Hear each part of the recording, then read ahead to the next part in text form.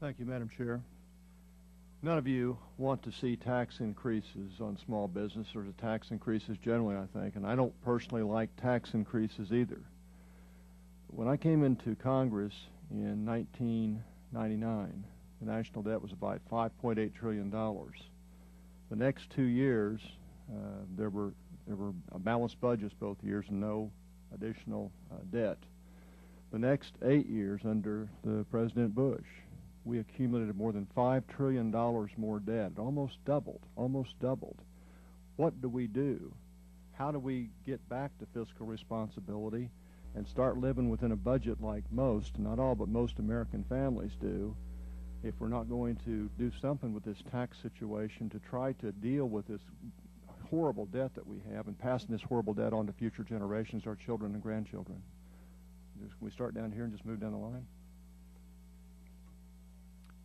Congressman Moore, I wish I had an answer for you. Obviously, I do too. Obviously, it's a difficult situation, so difficult that the president has organized or gotten a commission together, a bipartisan commission to try to examine all the issues and putting everything on the table. And I would say that that's probably what needs to be done, is having everything examined at once, and hopefully a solution can Thank you. come Can I out of stop right there and go back here and then go down this way, please? And we have 319. I'd sure like to hear from all of you. If you can each take just about 45 seconds or something, we can get this in. Thank you.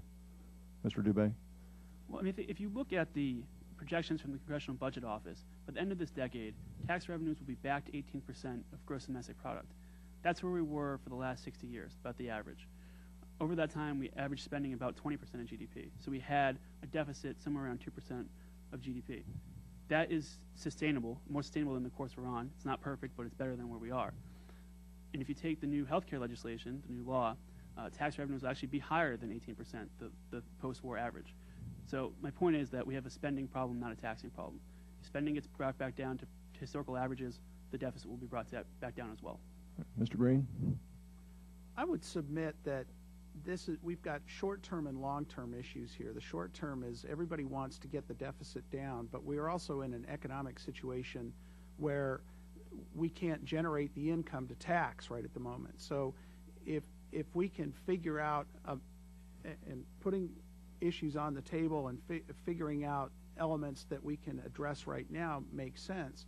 But we also have to look at the long term, as Mr. Dubé here says, of saying, how do we stimulate the spending so that we can legitimately get tax revenue back up to where it once was, and then we can deal with the spending issues. I think it's a balanced approach, and I think that makes a lot of sense in the overall scope of what you're asking. Thank you, sir. Mr. Collins?